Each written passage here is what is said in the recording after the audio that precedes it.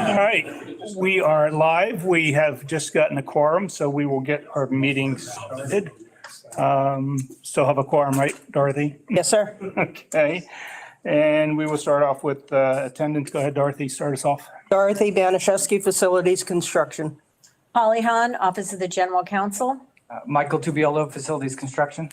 David Dolan, Facilities Management. David Porter, CORC. Barbara Myers, Construction Purchasing. Bill Huckel, CORC. Tom Hogarth, Building Code Services. Mark Lodge, Building Code Services. We're here in the corner, sir. Tom Jake Bison, Wharton Smith.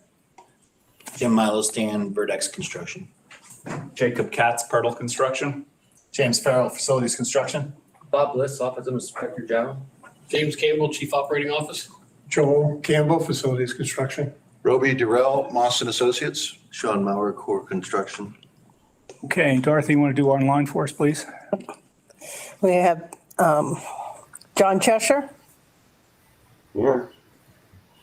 Michael Gelfand, Present. Sam Shannon, Here. Chadrick McCoy, CORC. Here. Virginia Ferris. Here. And for the school board, we have Frank Barbieri. Here. We see. Yeah, there we go. And then we also have Mr. Sanchez. Here as well. Okay, very good. Thank you, everyone. See, we get more in the room if we have an afternoon meeting. 9 o'clock must be too early in the morning for contractors.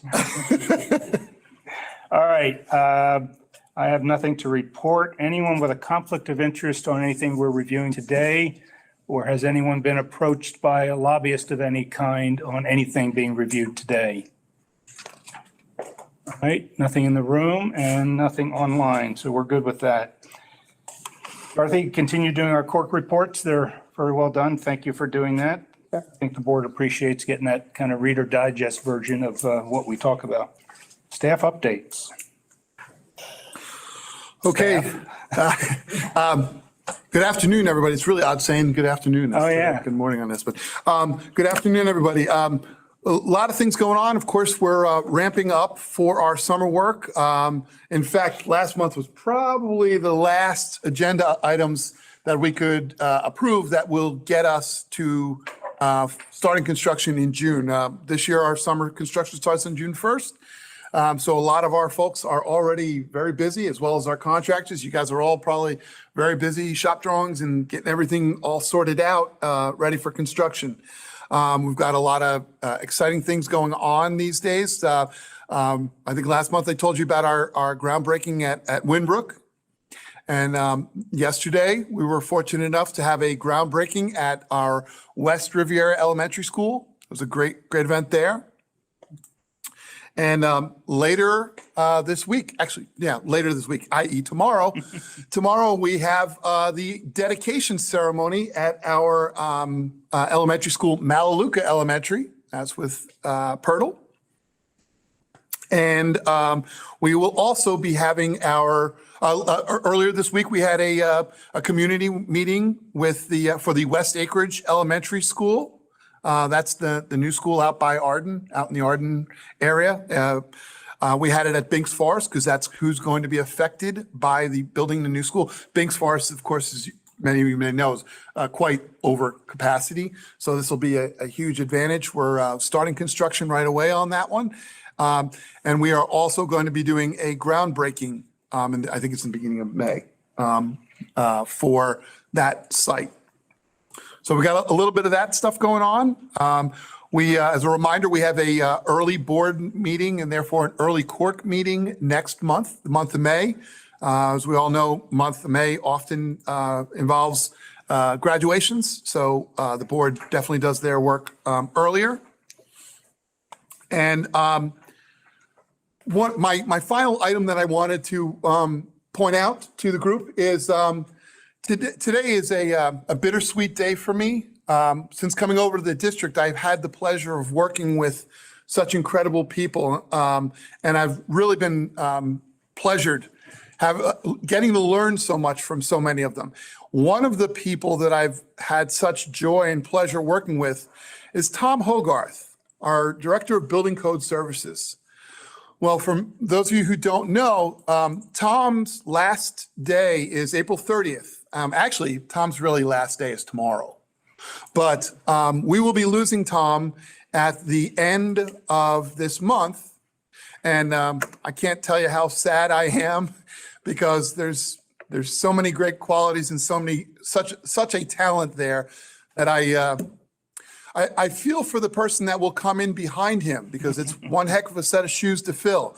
Now, the good news is the person that I will be filling those shoes with is Mr. Mark Lodge, who has been our general manager, our manager of the building code services for a while now. And while those are big shoes to fill, I'm certain that Mark is more than capable and will do a great job. As a matter of fact, I was reminded, do you know that when Tom started, Mark Lodge trained him? So I feel we've got a good team going forward. And Mark, welcome, and you've got our utmost support, and can't wait to see the many years you've got with us. At least that's what I'm going to say, right? Yeah. Tom, thank you so much for everything. Been a pleasure. 22 years around here is like a short term compared to some people. Including many on the CORC. It's amazing how long they stay. So I enjoyed working with all of you. It's been a pleasure. Thank you. There are openings on CORC now, so you can now put your resume in. I'm on 3 different voluntary boards, and this one works harder than all of them put together. Yes. That's a no? Okay. Yeah, it's going to be odd not seeing your face around here, either online or in the building. So you will be missed. And Mark will be filling in nicely. So good. Okay. Anything else for staff updates? No, did you have, no, we're good. Thank you. Okay, very good. Public comments. Anybody with public comments? All right, seeing none. Moving right along. Down to the consent agenda. Here we go. FC1. I'd like to pull that. Okay, I'd like to pull it also. okay. FC2. FC3. FC4. PC1. PC2. PC3. PC4. PC5. I wanted that one pulled. Okay. Wow. I move the items forward on consent that were. Before, Hold on. Virginia, 1 second, Mr. Gelfand. Yeah, I missed FC4, Addison Meisner. I'd like to pull that, please. Okay. You missed the deadline, Michael. Sorry. No. So now I'll move to have the others go forward. All right, need a second? Second. Second by Sam. All right, Dorothy. Bill Huko, Bill? Yes. Yes, okay. David Porter, Yes. John Cheshire, Yes. Michael Gelfand, Yes. Michael Guida, Yes. Sam Shannon, Yes. Tradrick McCoy, Yes.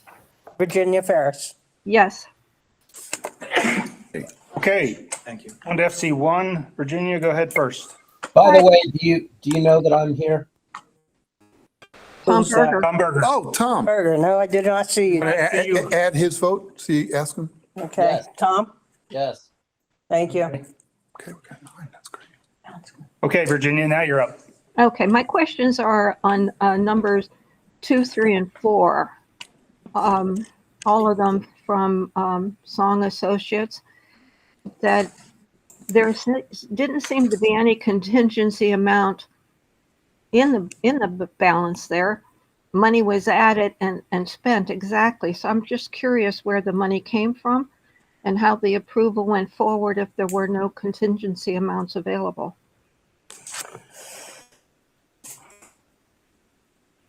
So the architect's contingency isn't usually as robust as the construction contingency because we often don't need a contingency there, but there was pulled from project contingency. So we do have a fund that's set aside for things unforeseen. So since those were design changes, we pulled it from there.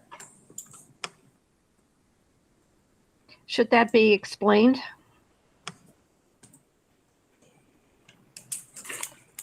Well, Sure, yeah. I mean, the reality is it's a very unlikely occurrence. That's why we don't generally fund the architect's contingency.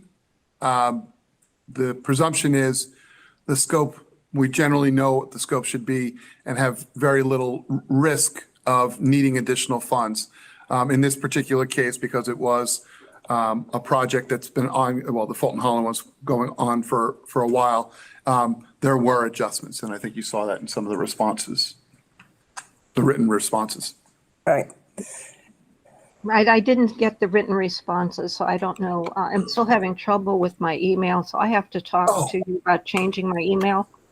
Did you get our, I got okay, the because but those questions, yeah, some of those questions were in there, but we'll make sure you get it on that list. If you have to get a new email, let us know. yeah, we're sorry about that, Virginia. If we'll find another way to get it through to you. Thank you. Yeah, Virginia, I had similar questions and they were answered in the responses that you didn't get. So, All right, thank you very much. yep. Michael Gelfand.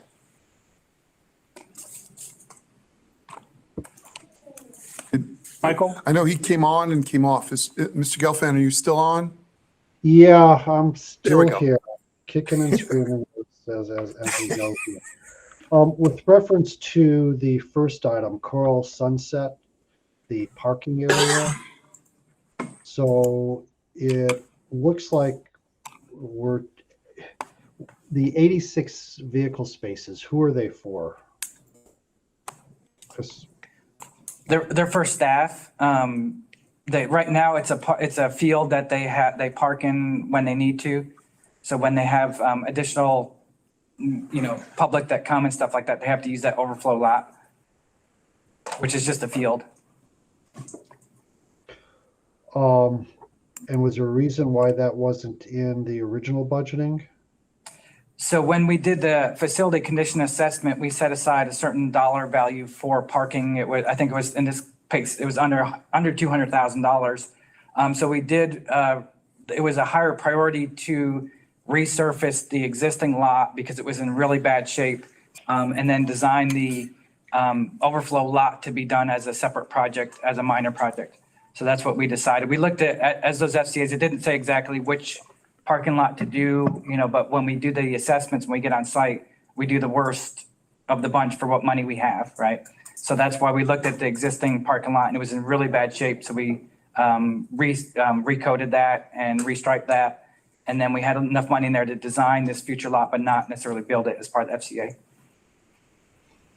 And the per car or per vehicle cost for the parking lot, is that, I've not seen breakdowns on this before. Is that a reasonable price for that? Is that in the backup, Dorothy? Where's that? I don't know what that's. Yeah, what he's arguing is 86 divided by 800,000. Is that a reasonable amount? So we're talking about 100. Right. That's My just number. a rough order of magnitude estimate. Yeah, that's a budget number. It's not our final cost. It helped us make sure that we looked at for the architectural services, we look at the two different ways. We look at the cost of the project and does that percentage seem appropriate for the architectural, civil, engineering design? And also then we look at it from that point, we really detail down into the actual number of hours to do the work described in that scope. So that's where we come up with that. That 800,000 is just kind of a cross check to verify that we're in the right range. All right. There was a follow-up I saw on the Pahokee number 5, the softball, where the designer is being asked to incorporate the Florida high school standards. Should not that be a standard for all fields? Yeah, it is. So this particular project, we hired a structural engineer, and the plan was to go demo and rebuild the 8 dugouts that they have in place and not do any other work. Once we got to the school and started down actually the construction, we talked to the coaches, and they made us aware that they're having baseball games canceled because their field is non-compliant, that their dugout is too far away from home plate, and there's no outfield fence, and there's all kinds of issues with the field. So before, we didn't want to put new dugouts exactly where they shouldn't be. So the other 6, we replaced exactly where they were at, and the baseball field dugouts, we're actually moving those up closer to the lines of the field, so that that way they can have a compliant field. And then so in doing so, we're also going to have to move the backstop along with it. But there's just a huge gap between home plate and the backstop that's non-compliant. So, and we didn't know that. We didn't have an architect on board. We didn't have, we weren't planning on touching the fields at all. We wanted to just do the dugouts. And then as we got there, we figured out no sense putting the dugouts back where they're non-compliant on the baseball field. So prior to construction, you never had any baseball games canceled? They had some canceled. It depends on the ref. Some of them let them play, some of them cancel it, and some just warn them and say, hey, this is not compliant.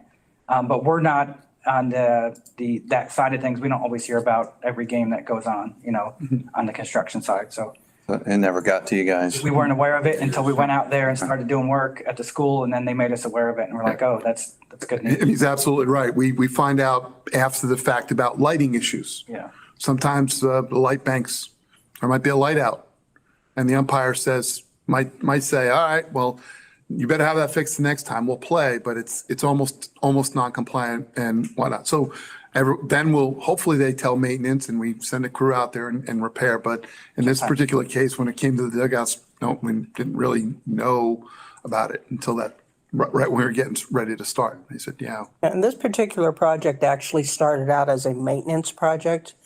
The dugouts were deteriorated. Maintenance went out there to see if they could repair them. So, it's more than we can repair. So they kicked it over to our side. And so the original scope of work, like I said, was just to replace the dugouts. And in 6 out of the 8, that was the case. We did that. It was the other 2 that were the issue, the baseball ones. How long ago was this field constructed? Because I seem to recall that we built the school 6 or 7 years ago. So keep in mind, Pahokie's a little bit of an oddball case. It's a junior middle school, so there's 2 schools combined into one. One of the schools, the middle school, I think it is more recent. Is new. The high school is very old. The fields have been there for a long time. We're working to address it. They don't even have an outfield fence, so they have to put cones up and raise their hand when a ball goes for a home run. So we're trying to get them up to at least the minimum standard to be able to play out there. And while this came about, the staff is just working with what they have out there, doing the best they can, not complaining, which is fine. But we didn't know all this till recently, so we're trying to get some improvements out there so that they can have a legitimate field out there. So you've opened up a couple of different lines for me to discuss here. So for the outfield fence and these other items, do we have a timeline as to when those items will be done? So we're looking at the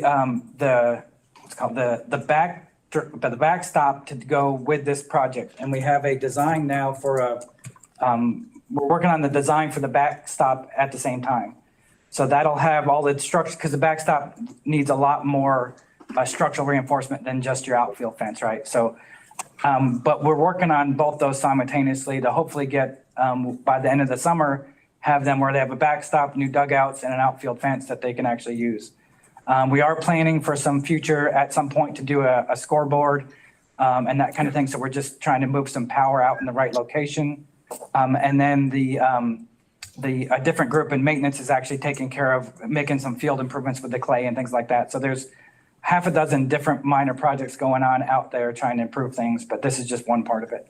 Can I interrupt for a second? Because I was just told that I'm supposed to be at a deposition. So I was I have- wondering where Tom was on this because it's Yeah, a- so wait, I have to leave, but I do want to say that I think you should make clear to the coaches that they have an obligation to let you know when there's an issue. Of course.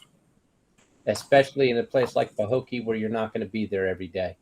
And with that, I have to leave, and I do apologize. I hope we still have a quorum.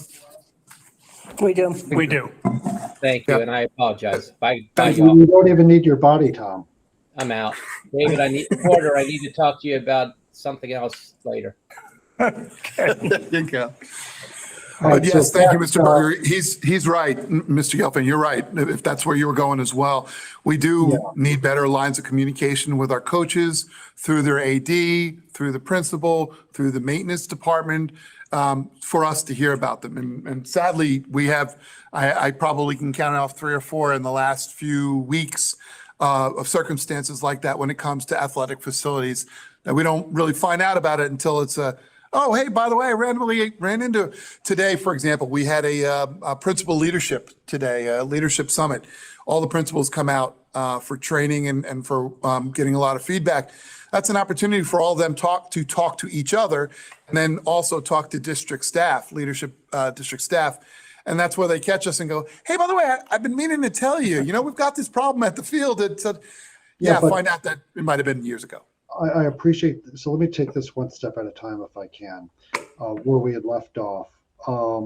If we can get a follow-up report, let's say July 1st, as to where we are on the needs to bring the field back up to what are appropriate standards, including the scoreboard issue and the playing field issue, and of course, the fencing issues, backstop and the outfield fence.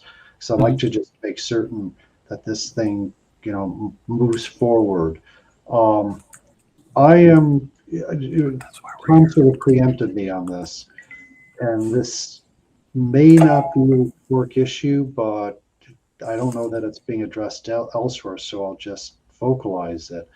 For a school administrator, a coach, to have games canceled because the field is not within the association specs.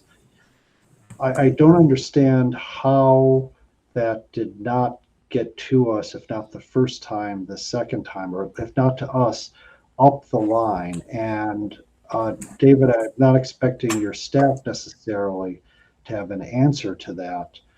Because that's all outside, I presume, of your line of command, unless Joe wants to pop in and correct me on this.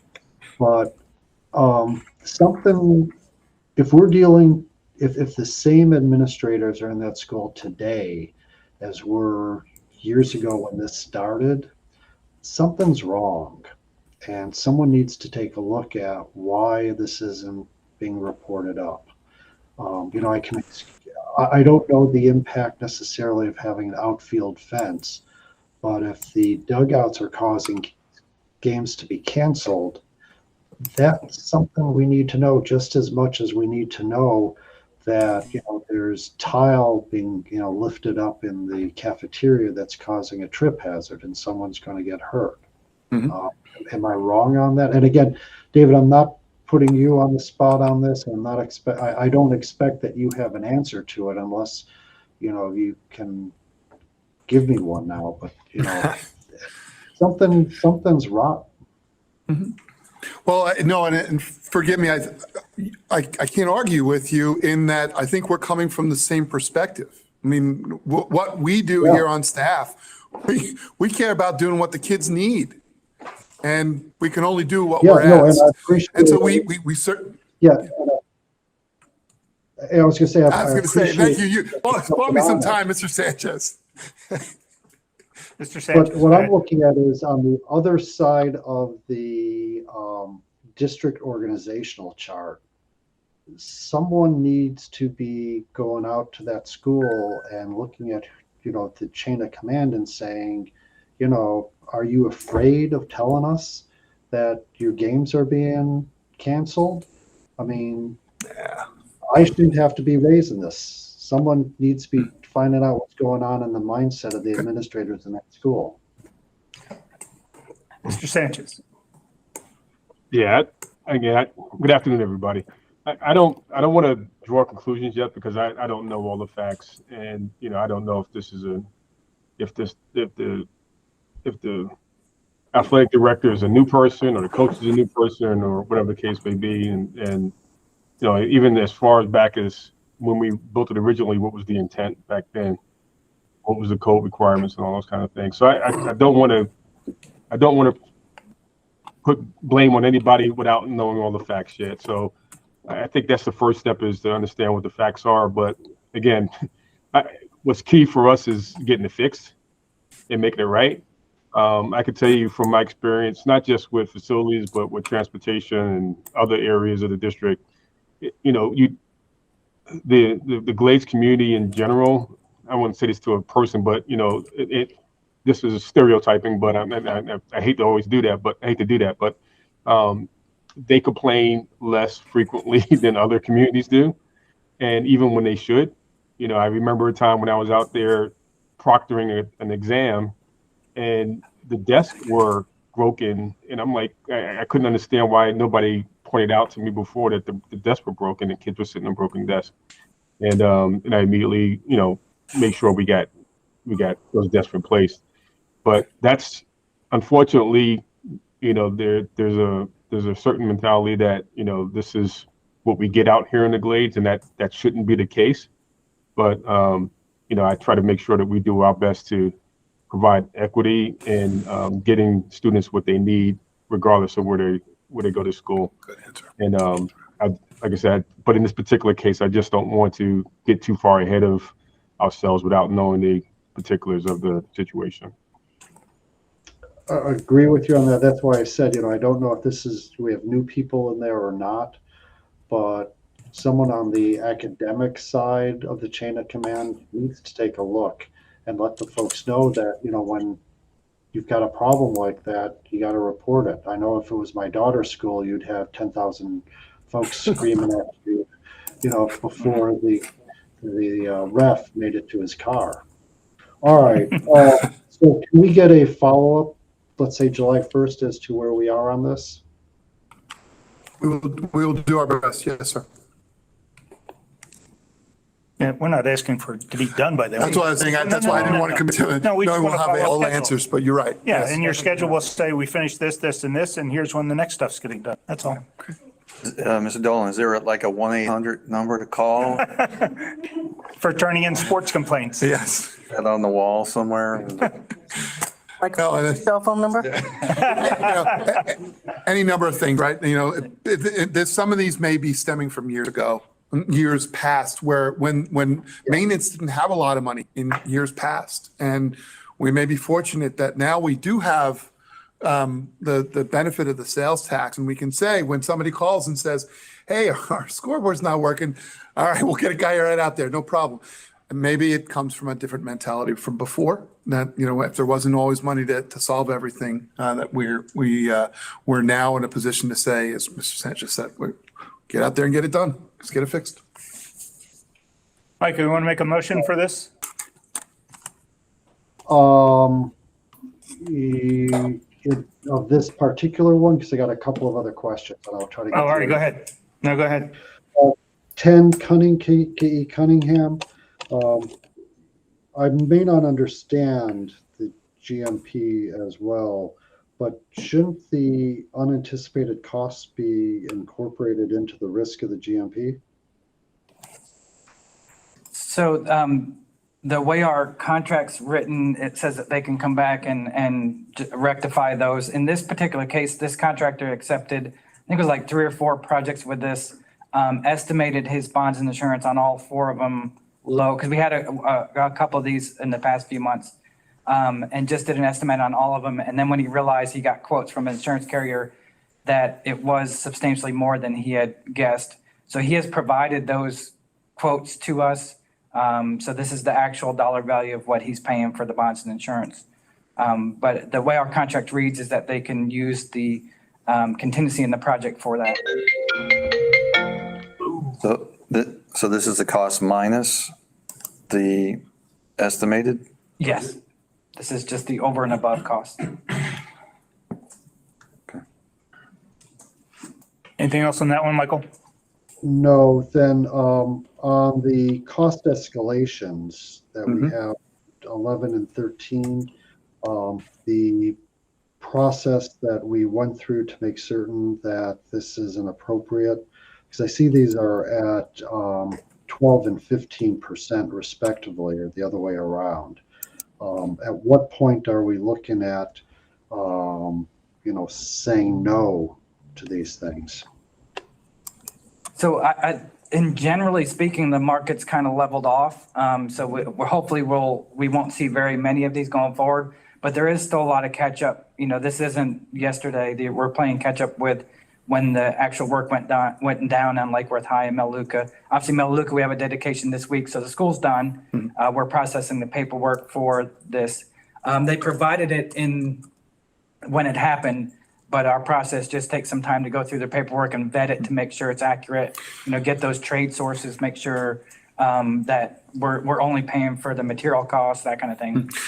In addition, just as a reminder from way back when we actually started implementing this program of consideration, that's when Dorothy came up with that worksheet that they have to fill out there was always an understanding at that, even back then, that there's kind of a threshold, and I think where you're going, maybe where you're heading, Mr. Gelfand, was that if the threshold was if the percentage was so small between say 0% and 5%, we looked at that and said those were escalations that the contractor needed to bear.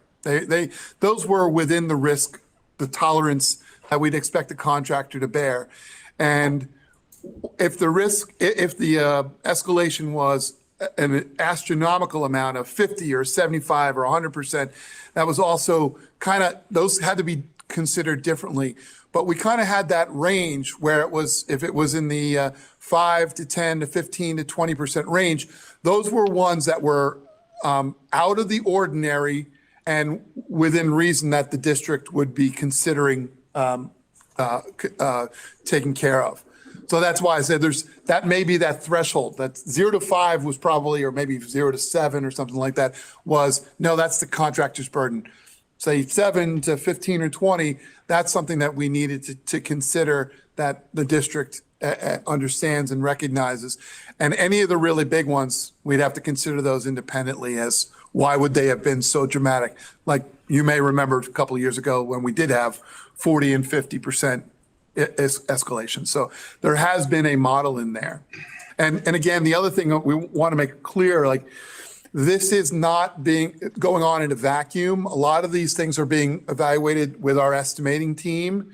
And if I may, I wanted to let the committee know, in addition to what we do now, we've got we're making some adjustments to our cost controls system. We do a lot more work. We do a lot of work now, and we are actually moving towards implementing a third-party exterior estimating team. How we're going about that, we're working on that right now with procurement to make sure we have a process in place. Because right now we do have the benefit of AECOM, they're our partners in this, are part of our team, but we are also looking at working in an outside group to make sure that we have, again, same premise. We need to make sure we have good numbers, that they're reasonable. And in addition to just having good estimated numbers, we also need to know what's the industry trends. Where are materials trending? Are certain concrete escalating, where steel's coming back down? We want to be able to understand that and get that information from the outside guys. So we are making a lot of internal changes to make sure we have double checks and triple checks on things, but we're also looking into that outside estimating firm. Yeah, so the first part of your comments somewhat zeroed in, because when we had those tough discussions on the escalation, we were looking at 25 to 50% cost increases that were beyond anticipation and beyond, well, just beyond anticipation. I'm seeing these percentages move lower and lower, and you know, I don't know how my colleagues on the committee feel, but this is sort of testing my limits of tolerances on this, and I don't know that I'd approve a 12 or 15% without some significant explanations on it in the future. Yeah, but Michael, from my point of view, this wasn't asphalt bought yesterday. This was asphalt bought 8 months ago, maybe a year ago by the time it was bought out. And so you have to take yourself back in history as to, these might have actually been low percentage markups of inflation at the time that the materials were purchased. Well, I think as a practice, I think I would caution against not allowing some of these lower ones, because what happens then is every sub ends up building that into their cost of that 15%, and you'll never see that money come back if it doesn't escalate. So if you start denying these and say you're no longer allowed a 15% escalation, what are they going to do? They're going to cover their costs because it's actual numbers. So then we'll never see that money. So I think it's a philosophical discussion that we need to have a little bit farther and make sure our contract is updated to match what we all agreed to. But right now, that's kind of what we have in the contract. So. And I tend to agree with Mr. Porter's analysis that I'm looking at the two that are on here. Those were from quite a while ago. So the pricing was established close to a year ago, and in one case, a little more than a year ago. So I think those prices are. Michael, even in my own projects, there's an escalation clause, understanding that, the contractor and sub can only give you the best number that they know at the time. And a month later, if they get a letter from the drywall guy saying, you got a 10% cost increase coming in a month, they can't plan for that, neither can we. So as long as there's proof of what the increase was and not just the sub saying, yeah, I want 10,000 more, give it to me. If there's proof. It's just the way the game has to be played these days. I hear you. I'm just sort of wary of this. And I will agree that, looking backwards in time does have its issues, but I would expect that the staff would still have the documentation that would show the justification for it. But absolutely. I agree that we probably do need to have that discussion if we're going to be seeing more of these coming down the line. Last but not least, 24 Seminole Trails. At what point do we say that we need to resurface, a parking lot in its entirety or a substantial portion of it when we're putting down new utilities under the surface? Because I would expect this is going to occur, hopefully not regularly, but it does occur from time to time.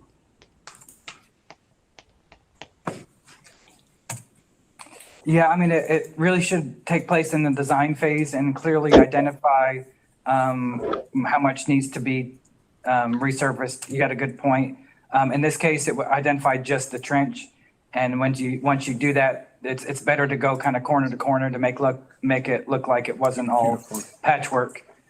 So in this case, it was, bid out one way. And when we looked at it, we said, no, it really need to have a little bit more asphalt pulled out so it's doesn't look like a patchwork quilt after, Ideally, it's in the design, clearly joint to joint or corner to corner, something like that, so that when you get done, it looks finished. I believe that we were actually already milling and resurfacing the main parking lots. We just weren't addressing back in the service areas. And so they figured, well, if we're going to trench and patch, why not just make it all look, just like painting a patch. You can paint the patch, but it's always going to look like a patch. Whereas if you paint from wall to wall, you're not going to notice it.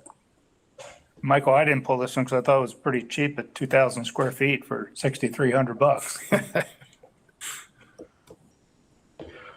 All righty. Those are all my questions. Thank you, everyone, for your patience and contributions.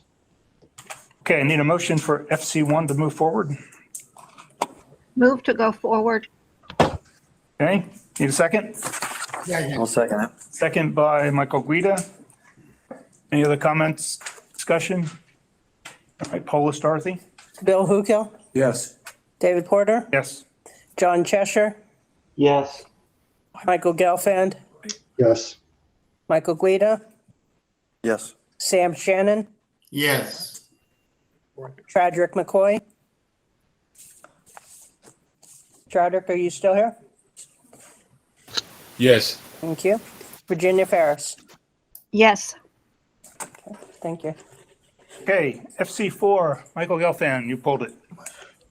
Yes, it's always great to get money back, especially when it's in seven figures. So I'm not going to, contest that at all. My question is what type of auditing or confirmation occurs to confirm that these districts being reimbursed for its expenditures? I think it's on page 22 of 25. There appears to be a chart or a spreadsheet with a PO of that. But what type of check or double check do we have so that we're capturing everything that we've bought? I'm sorry, I missed that. Basically, he wants to know how we're verifying that they're returning back everything that they're supposed to. And that basically is my weekends and my Christmas break and my Thanksgiving break there, and I go through every change order and every CCUA. But in addition to that, it gets sent over to Treasury, and Treasury also reviews it to make sure that everything is accounted for. And then we've got our own internal people that are looking at it as well, our project controls people. Leanne, go ahead. Yeah, I just wanted to chime in. The big amount of number that's coming back is the line item that says reconciliation of direct material purchases. The way that works, we're taking money out of the construction contractor, out of the PO, and we move it into a separate line, and the district is issuing purchase orders for each of those items. So we're issuing a PO for concrete and for air conditioning units. And the reason we do that is we don't have to pay sales tax on those items. If the contractor did it, we would. So that's at that point, that's then running through our regular procurement process. And we're tracking it just like we track all the other purchase orders. And it runs through all the rules for purchasing. I know Barbara is there. She works with my team directly as we're managing those individual purchase orders. So it's really that money's not sitting with the contractor. We're pulling it out of their contract plus the sales tax, and then we're spending the money on the items. So that's the vast majority of that seven-figure number. The credit that's actually coming back, the other part of it is the $876,000, and that is a change order coming out of the construction contract and moved into project contingency. So we're actually moving it out of their contract, and it's cash and reserves within the project until the project's closeout is complete. When the district started doing that, it made a whole lot of sense because of the sales tax issues. I'm just looking to make certain that as we move along, so Dorothy can enjoy the holiday turkey without the spice added to it. But so are we, whatever it is, properly? Do we have a system of coding so that when these things are done, they can be pretty quickly grasped and we capture them all? When we take the money out of the project, out of the construction contract, we actually have, I'm sorry, I'm going to get in the weeds very quickly for you. The project budget is broken down into about 30 or 40 different cost codes that we call activities. So there's one for the CM, and then there's a portion of the CM that's for exempt costs. But when it's going into one of these district purchase orders, it moves into a different activity called direct purchase orders. So nobody else can access that. It's set aside in separate categories, and we spend a lot of time making sure things are coded correctly. It feeds into the cost of construction reports that we have to do to make sure we're in compliance with cost per student station. So there's a lot of people that have their hands in that to make sure it's done correctly. All right, thank you. You're welcome. No further questions on that. Question I've got. All of these savings coming back reduces the overall contract price, right, for the CM? So we also get a credit back on the CM's fee because the job didn't cost as much and their fee was based on the overall GMP at the beginning? When they award the contract, the CM is giving us an estimate of what the sales tax savings would be and exactly what they're planning to have us buy. So that's incorporated in the GMP when we award the contract. If they're able to do additional items or more is spent, then that is extra sales tax savings, and we are tracking all of that at the district. And in my office, we're actually tracking it. Yeah, I guess I'm looking at like contingency on this one, 627,000. Would the contingency amount have been what the CM's fee would have been determined on or not? For instance, if they determined part of their fee is on the 627 that we now don't need, does their fee get reduced because they didn't have to do as much as they thought? The contingency is below the line, so Below their the fee isn't on the Okay, contingency. correct. So that's why some of the contingencies that you see that have overhead and profit attached to that, the cost escalations ones are ones that we exclude overhead and profit because that's an unforeseen that only goes to direct cost for the material. Okay. So, Yeah, and there's a topic I want to go into.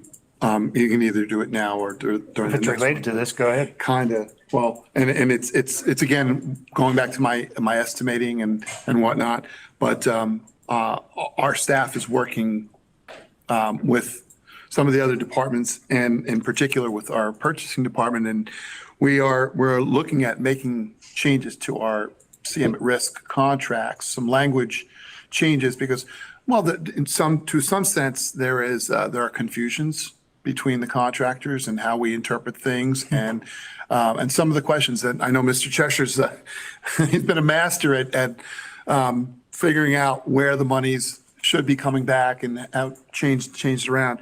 And we recognize those changes. So we have, Michael, I'll let Michael tell you the rest of it, but there's a lot of additional controls adjustments that we're looking to make to try to make it smoother, but and make it more clear. Not necessarily make it completely in favor of the district, but more in line with industry standards and such. You can put that at the next meeting. Yeah. Add that into the next Okay. meeting, because I don't think that's a drop dead thing, and it'll be just information from you to us. Okay. And we can have some input then if you want. We just want to let you know that we are meeting like weekly, going through these things because it's not something that we take lightly. We know that we always got to be improving on those. And Okay. Anything else, Michael? That's it. Thank you. Okay, that answered my questions as well. Somebody want to make a motion for FC4? Move to go forward. Second. Second by Sam, okay. Any other comments, questions? Dorothy, please. Bill Hukill, yes. David Porter, Yes. John Cheshire, Yes. Michael Gelfand, Yes. Michael Guida, Yes. Sam Shannon, Yes. Chadrick McCoy, Yes. Virginia Ferris. Yes. Okay, PC5, I was the one that pulled that one. I saw the responses back. I guess my gut is just telling me, maybe I've been on CORC too long, that this school just feels to me extremely rushed. And I don't know if it got put on the planning process later than it should have. But I mean, we got GMPs, we're approving that are, stuff that's not yet designed. It just doesn't seem like the type of operation that we've done before. And that's why I'm getting the feeling that it's just like, got to get this done yesterday, got to get this started. And just like, okay, man, we're not ready. So some of that, there's some partial truths in there, we are, this project was originally scheduled to be a year later, and it got pushed up to try to get it done. And we said we could do it as long as we get all hands on deck and we do a reuse of another elementary school. And we got the right contractor for the job. They won the award and they're ready to turn dirt at the end of this month to get it going, to be able to get in time. So there was some parts of that were bid out. We got really good sub responses. We got really good prices. There's just a handful of things of the reuse, adaptive reuse, that weren't fully vetted. So the school itself is fully vetted, the same design. bid out. It's, for instance, one example is we changed some of the locations of card readers to add some more security, which changes your hardware spec, which changed your electrical, which, so we have an allowance in there to cover that. So we have an addendum coming out next week with all that information. So we're going to go back out to the hardware group that we have and get competitive bids on all that scope. So we'll have competitive bids on that scope. We just couldn't get that in the first group. So that's why we did it as an allowance. And Yeah, those but are it things seems that, like there was a bunch of, security, we always run into that stuff, so I didn't have. That's one of the items, yeah. The Right, then it seems playgrounds, like we're doing exterior design changes there are. to suit the community, which is okay. Yeah. But again, that to me is stuff that we've always worked out beforehand, before it ever went to the GMP. Yeah, we would love to have that. We have basically a rendering of the school of what it looks like, and we have design drawings that we're working through. One of the changes, it's not a ton of changes, but we added a roof feature to the end of the building at Meldick over the media center.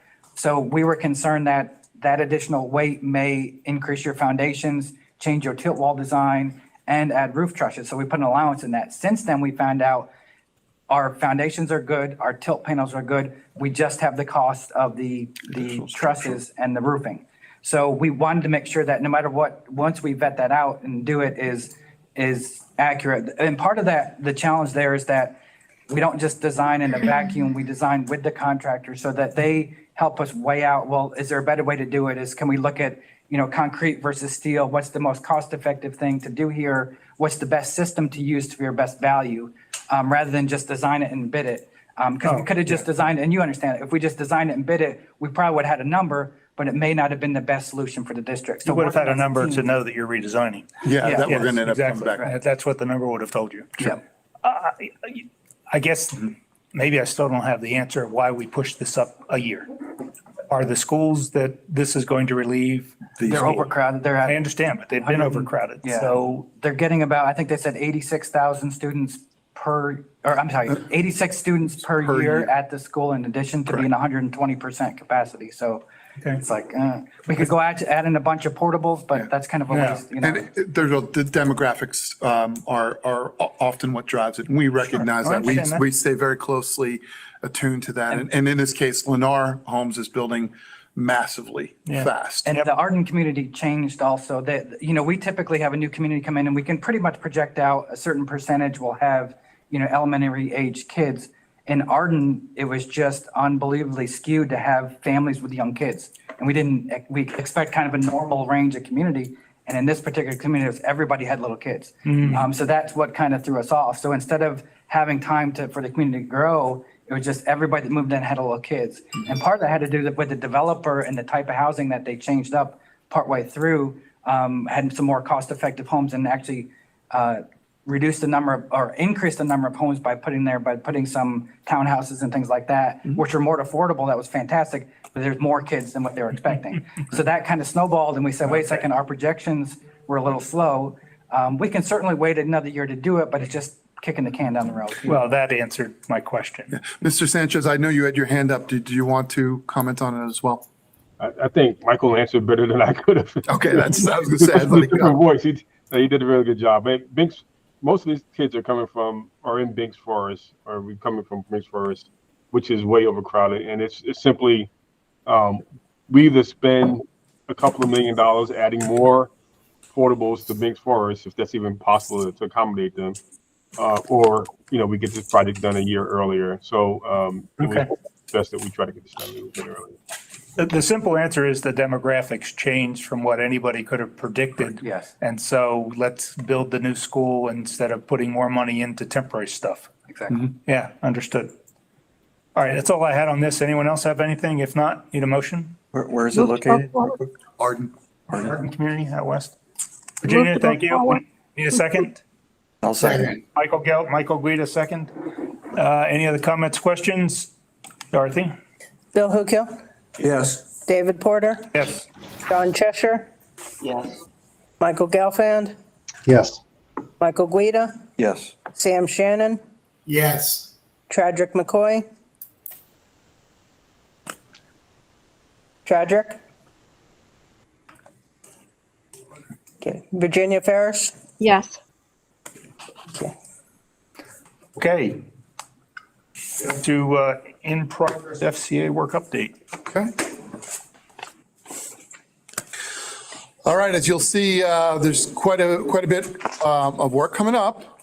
We have our ongoing upcoming solicitations. I always remind everybody, especially if you're sitting there jotting down the projects, the red are the continuing contracts and the blues are the, sorry, there you go.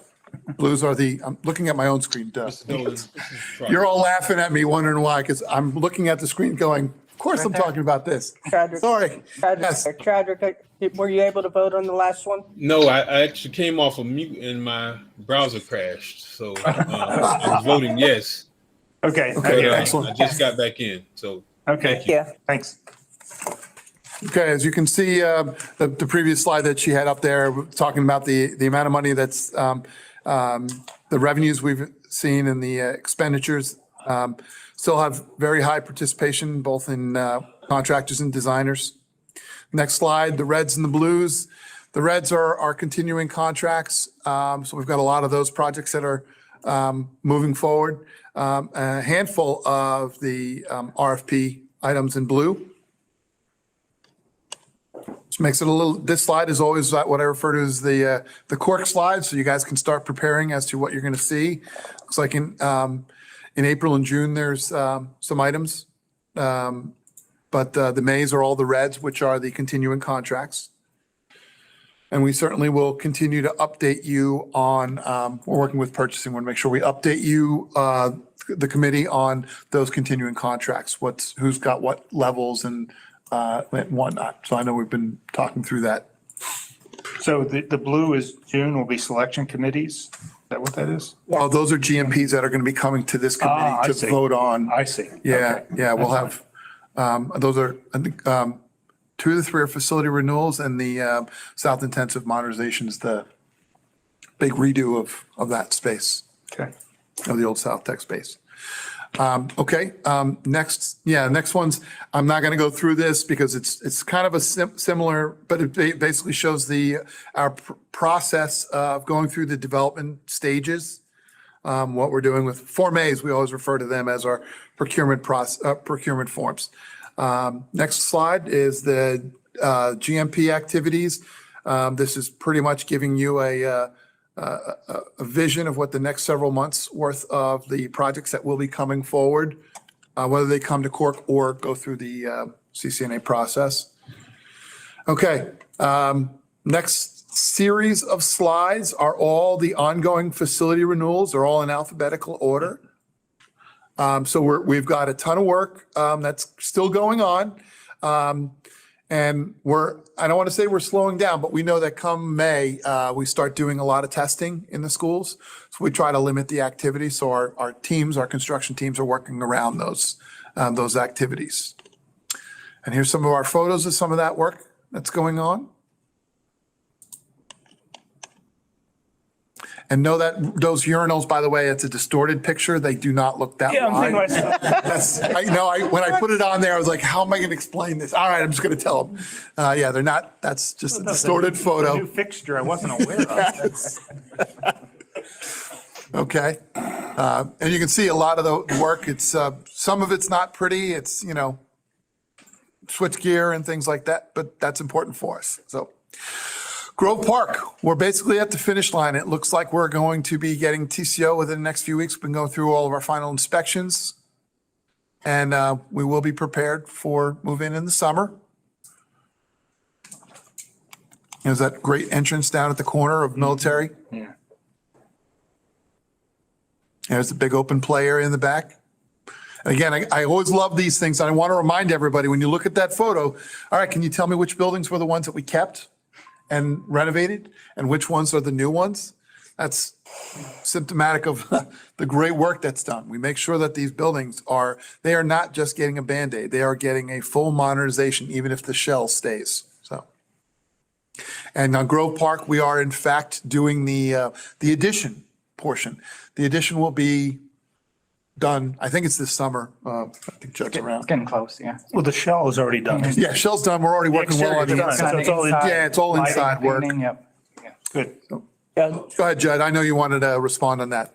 The expansion section is we've just requested final inspections for it. So we should Oh. be getting inspections on it any, any day now, and then that'll also go for TCO. So we're hoping to have the entire project, CO'd before the summer starts. So that's our Excellent. So, all right, next one up is, now we get to the Angel Garcia show. Next one up is Pine Grove. I'm not going to read through all those, but as you may know, Building 1 is the new building. Building 2 and Building 3 are the two of the remaining buildings that are being renovated. Right now, you can see the difference between Building 2 and 3 are the two ones with the big white roofs there. Building 1 is the Z-shaped new construction.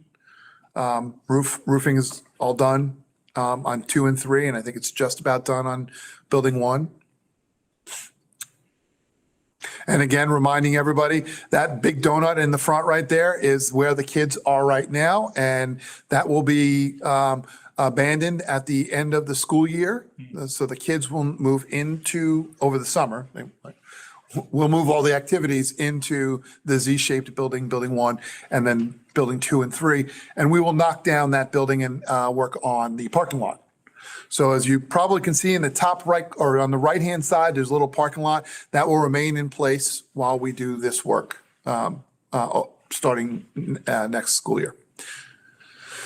Winbrook, I mentioned earlier, we've done our groundbreaking, and a lot of the demolition work, site clearings is complete. The installation of the fencing is about to start, and that is one of our bigger challenges, but that's what we do, is making sure that we've established our boundaries, because we certainly want to make sure we stay on top of the legal front and the boundary controls on our property boundaries. And you can kind of see there from the photos that building pad is getting started. Still, it's all white and dirty, so. Okay. I mentioned earlier, I was quite excited yesterday. We had a great groundbreaking event at West Riviera Elementary School. You see the big picture on the right, that's all the dignitaries that were there. But I'm more proud of the picture on the left. You can see the shovels are taller than the kids. A lot of the kids, why I say it's really special is because it meant a lot to this community. Yesterday was a day off for those kids. All those kids came out, and we had an opportunity. Some of them are adults or former students at that school, but we had a lot of kids come out, and made sure we wanted to include them in the activities. Let them know that they're what we're doing this for. Okay, next one up, Delray Full Service. We just got TCO on the gymnasium, the new building, and the modulars are coming shortly. So, and we're already moving on we're starting to move on towards the phase 2 design, which is, so we always refer to it as Building 1 and Building 12. So that will be a new project to design, renovate the existing historic buildings, to the other historic buildings. Okay. Historic Roosevelt Full Service Center, Roosevelt High School. Phase 1 demolition we've completed. They started putting up some of the silt fence, and we're working on some of the infrastructure in that area. We're moving towards getting some of our outstanding permits to make sure we get this thing staying on target. I think here's a couple of photos of that. You can kind of see there's some buildings there in the front. The road on the bottom left is Tamarind, and that's the historic frontage that we will be working with on the second phase of the project. Back in the back corner, in the top, is the gymnasium and the lab buildings. Those are going to be renovated, and there's even a footprint of where the new construction is going to be built right there. Yeah, if you can see Dorothy's cursor right there. Okay, next up. Okay, there's pretty pictures of the demo. Okay, Timber Trace, we're basically punching out, we're closing out that project. The large cafeteria is now, the expanded cafeteria is now underway in use for that facility. Yeah, I know. Seminole Trails, same boat. We're coming up nearing completion of construction. We expect that this will be done I think we actually said we'd be done in May, but somewhere in that range, in the May timeframe. Minor projects, design work. Again, please feel free if if you see anything that you want to raise questions on. One of the things we're proud of right now is our media center renovations. Santa Lucia's High School. Oh, there we go. Okay, so Pahokee High School. It's a before. That's a before. Yeah, there we go. Before and after. Where'd all the books go? Spanish River before and after.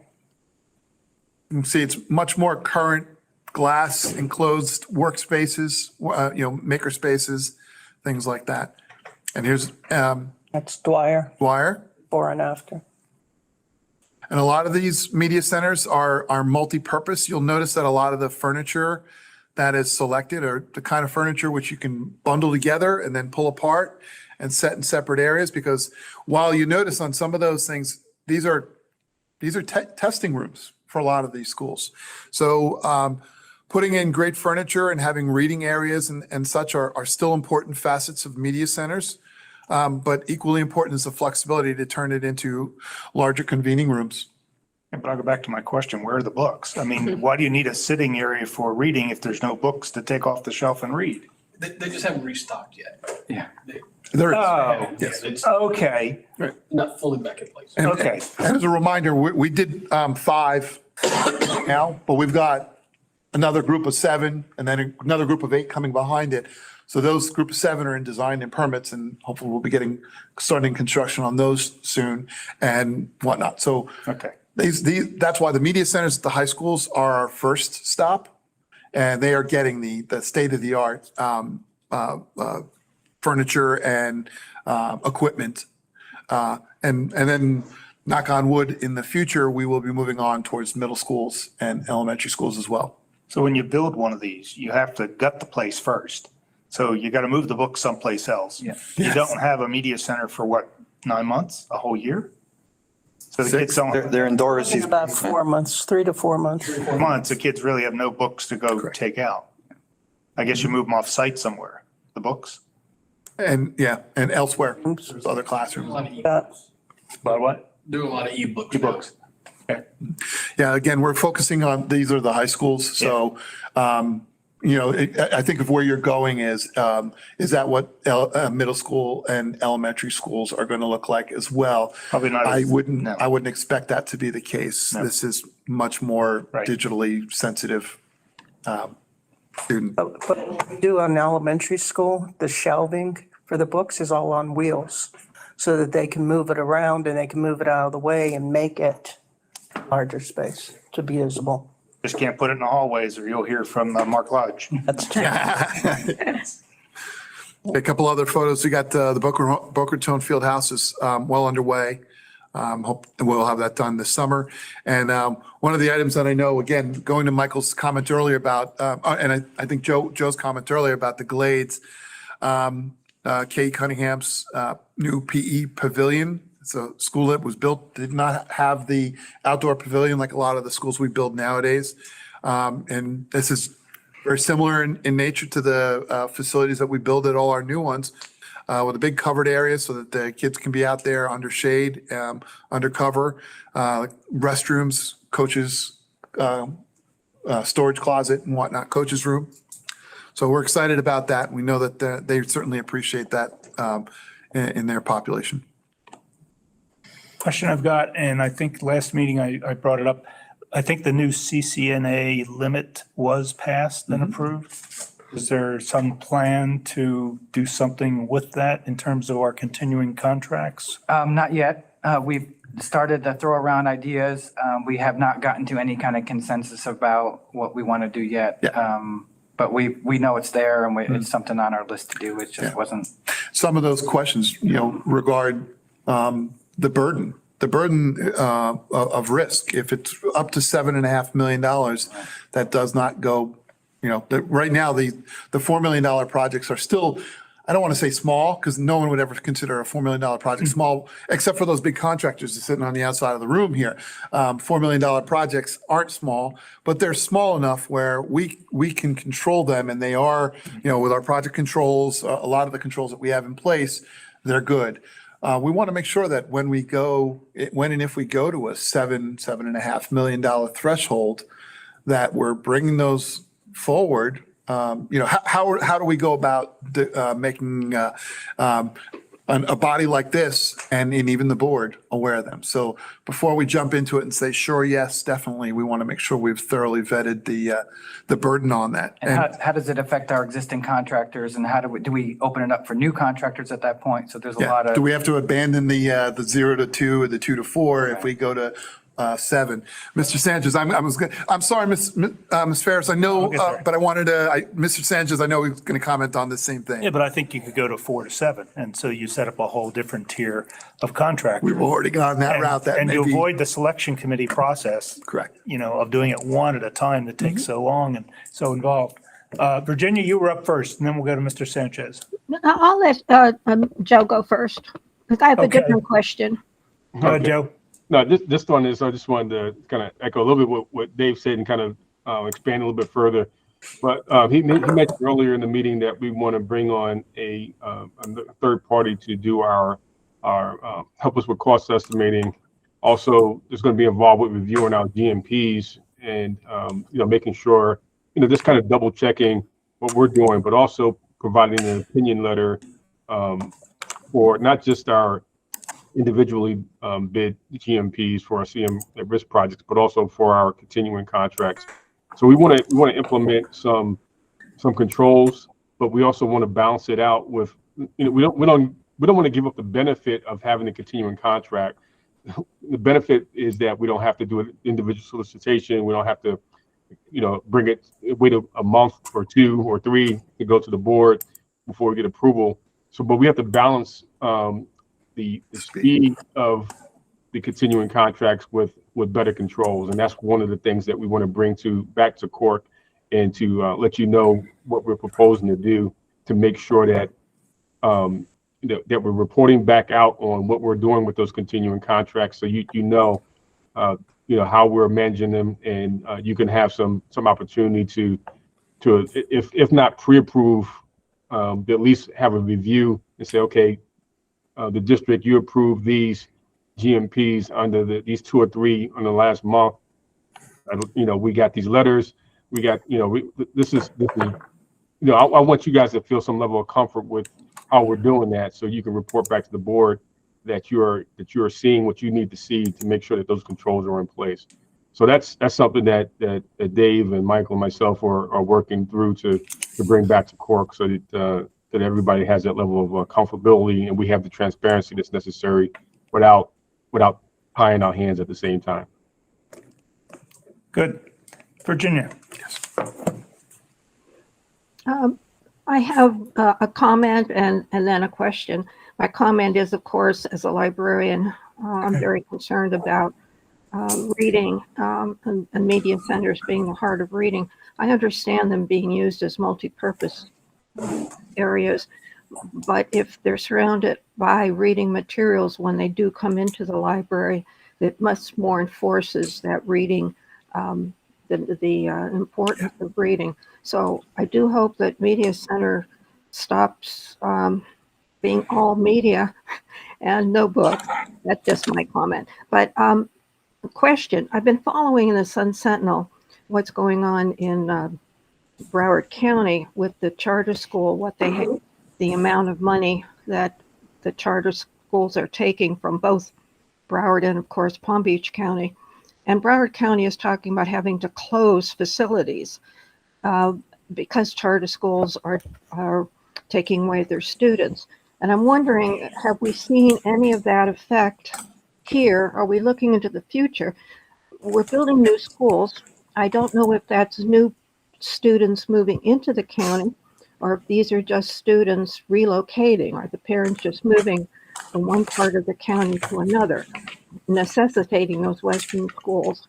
And what effect is it having? I saw Jason Link was on earlier, so I don't know if he's still is on to talk about the demographics and the changes and what impact are we looking at here, both from the loss of the charter school funds and secondly, the movement of the students. I think that sounds like a good topic for maybe the next or the following CORC meeting to have the demographics people just kind of give us an update of what they're seeing in their crystal ball. As well as the finance people, because that does dictate, knowing that we have not lost the number of students that Broward has, but, There's the different question reasons of- for that too. Correct. And we want to make sure that we always want to be their best choice, and we continue to make improvements. And again, I thank my lucky stars. We have Mr. Sanchez, and this is not blowing sunshine, but he really has come in and said, we're going to make sure that we're doing everything we can. The academic folks do everything they can to make sure our kids get everything they need. We need to make sure that we're giving them everything else they need. Do we need athletic equipment? Do we need choice program facilities? Do we just need the schools to be better and cleaner and nicer and more attractive? That's our focus. So hopefully we make a better impression and keep it going. Well, I just wonder if Jason has a very quick comment. I agree that it would be good to hear that and focus some attention on it as we continue to build schools. Are we going to be in the situation that Broward is looking at closing some schools? So I would suggest that we have Dorothy put that down as our next meeting topic, and staff can then work up, a simple little presentation to give us what they're seeing. Certainly. And what about the funds that we're paying off to the charter schools? Right. Well, I think Ms. Evans. Yeah, Leanne can be part of that same conversation. So we'll know where we're getting students, where they're moving around to, what our student total counts are, up or down, and then the financing side. So, yeah. And we completely appreciate, because we recognize you're looking at this from the perspective of, do we need to be building new schools? Are we building for the future, or will there be a change, or is there a turn? And that's where I completely appreciate. Are we suffering financial burdens now, or will we be suffering them? Those are both Ms. Evans and Mr. Link's feedback. So we look forward to giving you that feedback. Thank you. Good point, Virginia. Okay. Follow-up. I don't think we had anything on follow-up. So we already talked about items for the next agenda. And if you come up with anything else, Mr. Gelfand. On the follow-up, there seems to be items that are almost a year old now. I'm trying to get back to that follow-up list that's here. Well, over a year old. The March 23rd item number 1 is over a year old, and the other ones are pretty old also. Are we going to do something on them, or should we just remove them? Bear with me. I can't get this to open. There we go. Thing.